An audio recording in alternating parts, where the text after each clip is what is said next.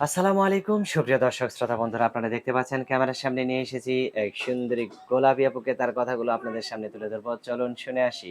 আসসালামু আলাইকুম আপু, ওয়ালাইকুম সালাম। কেমন আছেন? ইনশাআল্লাহ ভালো। আপনার নাম কি আপু? আমার নাম রীতা। রীতা। হুম, রীতা মাথায় দিয়া ফিতা। রীতা আপু কেমন হুম। আছেন? আপনার গ্রামের বাড়ি কোথায় আপু? আমার গ্রামের বাড়ি রংপুর। রংপুর। হুম। রংপুরের মেয়েরা সুন্দরী হয় নাকি শুধু আপনিই সুন্দরী? না, অনেক সুন্দরী আছে। অনেক সুন্দরী আছে। হুম। আচ্ছা, আপনার গ্রামের বাড়িতেই থাকা হয় নাকি অন্য কোথাও থাকেন? আমি ঢাকা গাবতলী থাকি। ঢাকা গাবতলীতে থাকেন। কার সাথে থাকেন? এখানে আমার নানির সাথে থাকি। নানির সাথে থাকেন? হুম। আপনার নানির বিয়ে হইছে? আমার নানির বিয়ে হয়েছে বলে তো আমি আইছি। ও আচ্ছা, আচ্ছা। তা আপনার নানা আছে? না, না, নাই। নানা নাই? না, আর আপনার বিয়ে হইছে কি? আমার বিয়ে হচ্ছে, একটা বাচ্চা আছে। বাচ্চার বয়স কত? বাচ্চার বয়স ২ বছর। ২ বছর? হুম। তাইলে আপনার বাচ্চা থাকতে, স্বামী থাকতে আপনি ক্যামেরার সামনে কেন আমার আসলেন? স্বামী থাকলে আমি ক্যামেরার সামনে আসবো কেন? আমার স্বামী নাই বলে তো ক্যামেরার সামনে তা আইছি। স্বামী নাই কেন? স্বামীটা সেরকম সুবিধা ছিল না। সুবিধার ছিল না? না, তা সুবিধার কইরা নিতেন।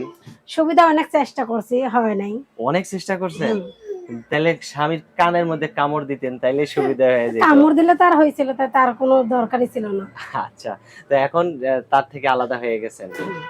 আচ্ছা, কত বছর থেকে আলাদা হয়ে গেছেন? ২ বছর। ২ বছর। বাচ্চার বয়সও ২ বছর?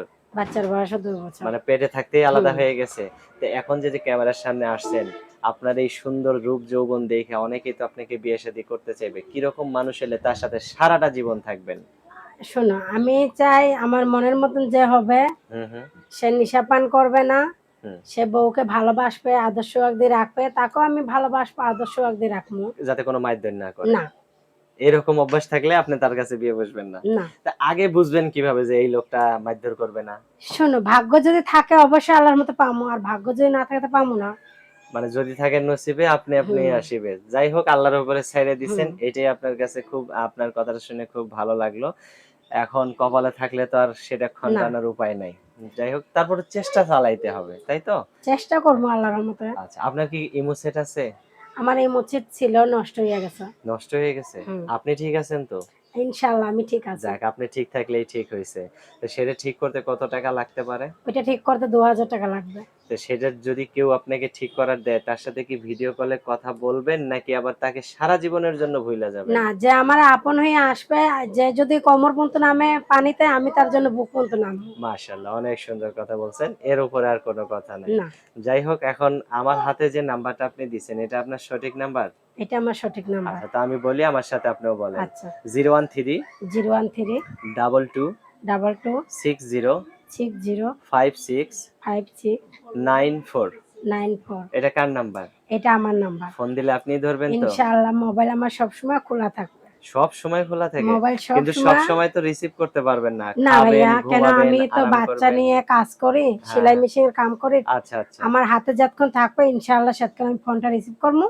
আর যে সময় না থাকবে, কিন্তু একটাই অনুরোধ, আমি প্রতিবেদনে একবার আসিনি, আরেকবারও আইছিলাম। আচ্ছা, মনের আচ্ছা। মতন মানুষ পাই নাই। মানুষে খারাপ ভাষা বলে।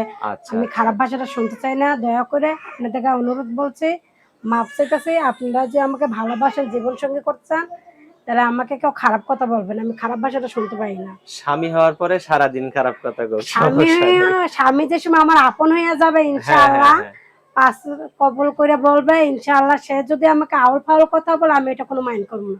স্বামী স্ত্রী বলতেই পারে, হুম। স্বাভাবিক। আচ্ছা, ধন্যবাদ। আপনার কথা শুনে খুবই ভালো লাগলো। দর্শক এইরকম একটা সুন্দরী বউ যদি কেউ পেতে চান তাহলে অবশ্যই ভিডিওতে দেয়া নাম্বারে যোগাযোগ করবেন। ভালো থাকবেন। আল্লাহ হাফেজ।